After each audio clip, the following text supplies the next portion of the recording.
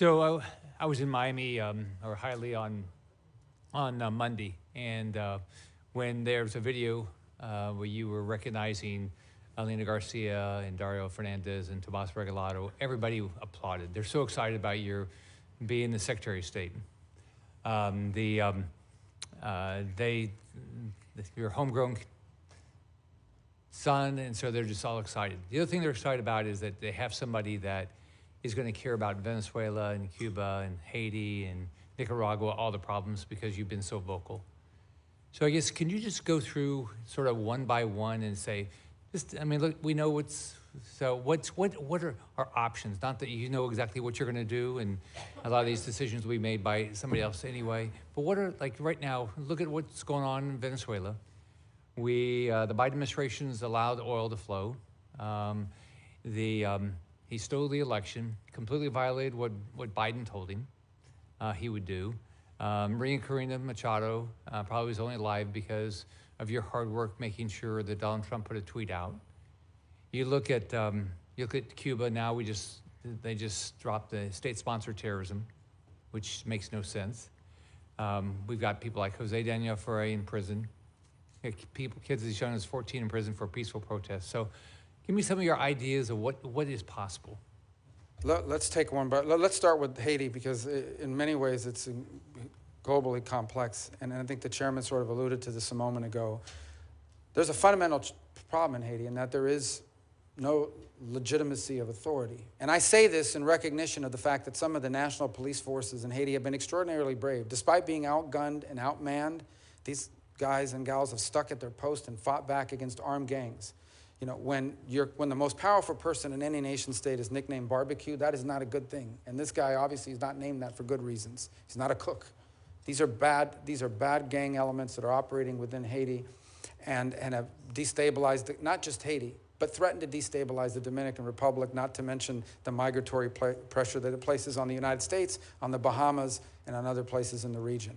There is no easy answer. The Kenyans are there, and I can tell you, I think they deserve a lot of credit for being willing to take on that mission. In recent days, missions from various other countries have arrived, El Salvador being among them, to sort of contribute to that effort.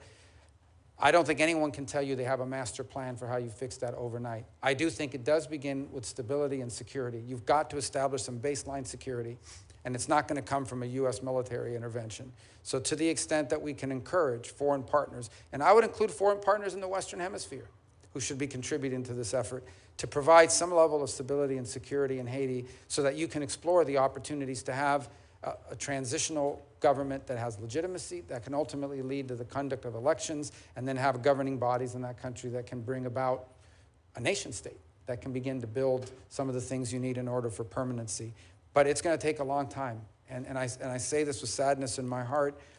There have been good times, and there have been bad times and worse times in Haiti, but sadly, there's not really been a golden era in Haiti's history, and your heart breaks for these people and for what they've gone through. But you also, as a policymaker in the United States, recognize the implications it's had on our country.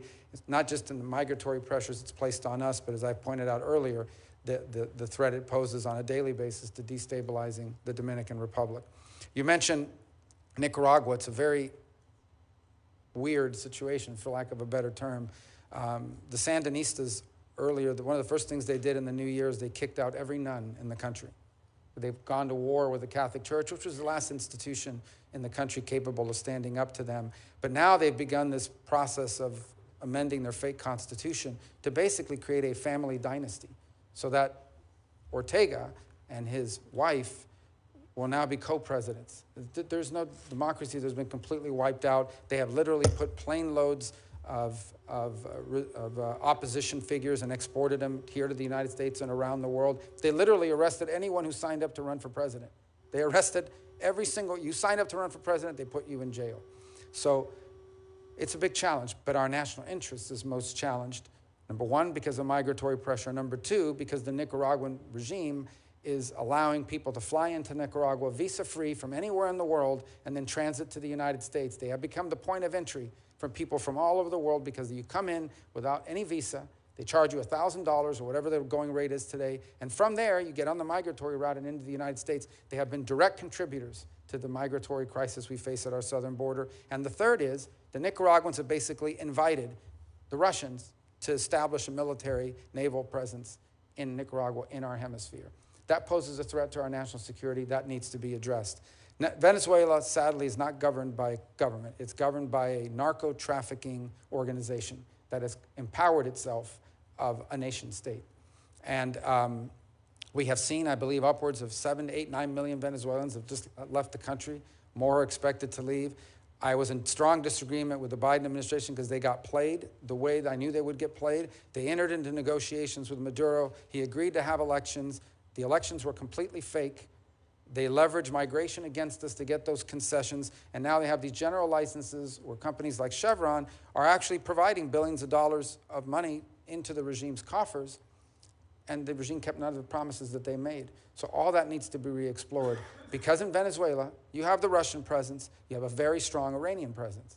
The Iranians, in fact, are beginning to build drone factories for the manufacture of Iranian drones in our own hemisphere.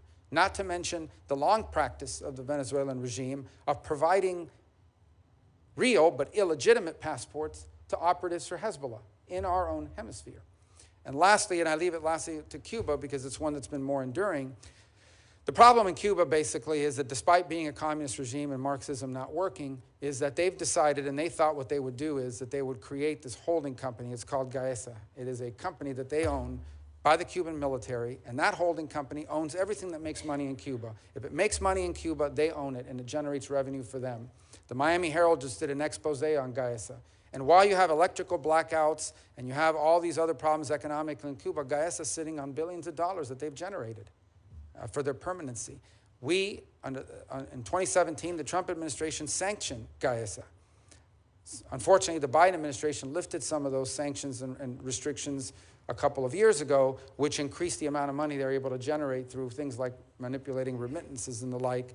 And then yesterday, the Biden administration announced they were rescinding all of the sanctions on Gaesa, which basically the sanctions were this. You can do business with an independent individual Cuban, but you cannot, it's the regime that doesn't allow it. You cannot do business with anything owned by that government-run entity. And yesterday, they lifted the sanctions on them. Now, the new administration is not bound by that decision, but nonetheless, that's what's in place. Ultimately, the reality, the moment of truth is arriving. Cuba is literally collapsing, both generationally in terms of all the young people leaving, but it's also collapsing economically. They are now living on 20 and 21-hour rolling blackouts and some days longer because Marxism doesn't work, because they're corrupt, and because they're inept. And they're going to have a choice to make, those that are in charge there.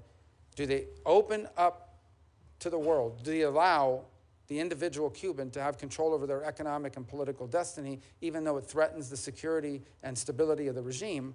Or do they triple down and just say, we'd rather be the owners and controllers of a fourth world country that's falling apart and has lost 10% of its population in the last 2 years? And that's a dynamic that they're facing right now. I hope that they will choose the path of empowering the individual Cuban, so that the individual Cuban has the ability to do what the peoples of virtually every other country in the hemisphere have been able to do at least once in the last 60 years, and some more than once, and that is elect their leaders, vote for their leaders. You think about what happened here today. The Cuban people have no idea what it's like to have an authority figure or someone in charge and power, like I am as a U.S. Senator, sitting here, having to answer questions from his colleagues, and also having to have people in the back screaming and protesting against you. You can't do that to a Cuban official. You can't question their decisions. The Cuban people have never been able to participate in a political process for almost 70 years now. And they're entitled to that as much as the people of Colombia and Argentina and Paraguay and Peru and virtually every other country in the region has enjoyed. So let's assume you have this job, you're confirmed, you have the job for 4 years. What would your definition of success be? With regards to generally? Your job. The alignment of our foreign policy to our national interest has been defined, the security, prosperity of the American people. And that's, and by the way, I would define that as success for the country. What I would define as success for the State Department is not just that alignment, but making the State Department highly relevant again. Sadly, and I think I've shared this with you in some of our meetings with many of my colleagues, what has happened over the last 20 years under multiple administrations is the influence of the State Department has declined at the expense of other agencies and also at the expense of national security councils, because it takes so long for the State Department to take action. And so increasingly you stop getting invited to the meetings, and they stop putting you in charge of things because it takes too long to get a result.